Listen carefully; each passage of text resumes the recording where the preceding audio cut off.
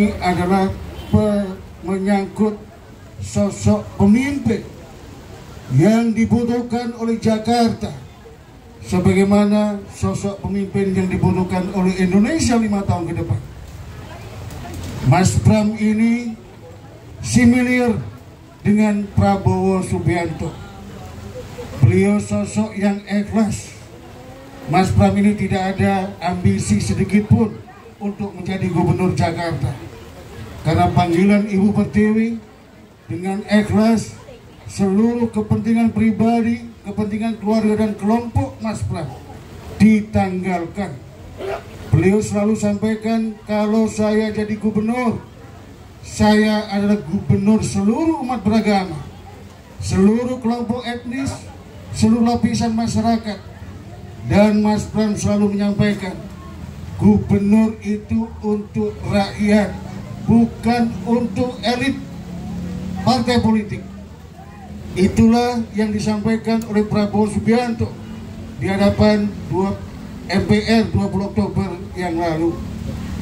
Saudara-saudara, yang kedua, Mas Pram ini sejak tahun 2000 saya kenal hingga 15 Oktober 2020 adalah jembatan stabilitas kehidupan berbangsa dan bernegara. Saudara-saudara, sebelum tanggal 20 Oktober seakan-akan Indonesia akan terjadi sesuatu sebelum pelantikan Prabowo sebagai presiden. Namun ketika Mas Pramono Anung silaturahim ke Kertanegara, ke kediaman Prabowo Subianto, laksana air di padang pasir, semua menyejukkan. Pelantikan presiden berjalan dengan lancar. Singkat cerita, kalau Indonesia membutuhkan Prabowo Subianto 5 tahun ke depan, Jakarta ini, saudara-saudara, adalah miniatur Indonesia. Jakarta membutuhkan Pramono Anung sebagai gubernur 2024-2029. Bukan hanya itu, saudara-saudara, saya saksi hidup dan saksi sejarah.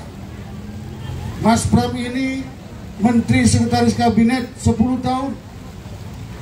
Ketika Perpres 125 2012 tentang penataan dan pemudaan pedagang kaki lima, Mensescap tidak termasuk dari 13 kementerian dan lembaga. Namun saya selaku Ketua Umum 4 kali diundang oleh Seskap untuk rapat evaluasi. Inilah bukti bahwa Pramono Anung sejak 10 tahun yang lalu sudah peduli, komitmen kepada pedagang kaki lima dan usaha mikro kecil menengah di Indonesia. Yang kedua, saudara-saudara, tanggal 15 September 2021, ketika kami selaku Ketua Umum diundang Presiden Joko Widodo. Salah satunya adalah saya minta kepada Presiden untuk menghapus slik OJK atau BI checking atau penghapusan utang UMKM. Waktu itu, saudara-saudara, Presiden Jokowi punya kemauan kuat menerbitkan Perpu yang menindaklanjuti apa yang menjadi kebijakan Presiden Jokowi adalah Menteri Sekretaris Kabinet Dr. Insinyur Pramono Anung, yang insya Allah dalam waktu dekat akan diteken peraturan Presiden penghapusan utang UMKM, utang petani, utang nelayan dampak pandemi COVID-19. Yang ketiga, saudara-saudara, saya menyaksikan di berbagai media Pramono Anung bertekad menjadi pemimpin rakyat Jakarta, bukan pemimpin elit politik. Sudah 250 titik beliau kunjungi. Beliau bahkan menangis. Di Jakarta ini masih ada penduduk yang tidurnya pakai sip-sipan, bergiliran seperti karyawan pabrik. Oleh karena itu, Pramono Anung adalah sosok pemimpin yang dibutuhkan oleh rakyat kecil, kaulo alit, pedagang kaki lima, usaha mikro kecil menengah. 5 tahun ke depan untuk di Jakarta. Saudara-saudara, oleh karena itu saya selaku Ketua Umum Asosiasi Pedagang Kaki Lima Indonesia bertekad bulat mendukung dan mengantarkan Dewan Kehormatan Asosiasi Pedagang Kaki Lima Indonesia terpilih satu putaran menjadi Gubernur DKI Jakarta 2024-2029. Untuk itu Mas Bram, saya perintahkan kepada seluruh jajaran Asosiasi Pedagang Kaki Lima Indonesia untuk mempercepat turun gunung perang gerilya ke semua kawasan ekonomi strategis, ke pasar-pasar tradisional, ke 153 pasar di DKI, warung-warung kelontong, kuliner, kopi keliling, gerobak dan yang lainnya, untuk memenangkan Pramono Anung satu putaran 27 November 2024. Yang terakhir Mas Pram, kami hakul yakin ketika Mas Pram jadi gubernur, Mas Pram akan memimpin Jakarta. Kami ingin menyampaikan 4 hal.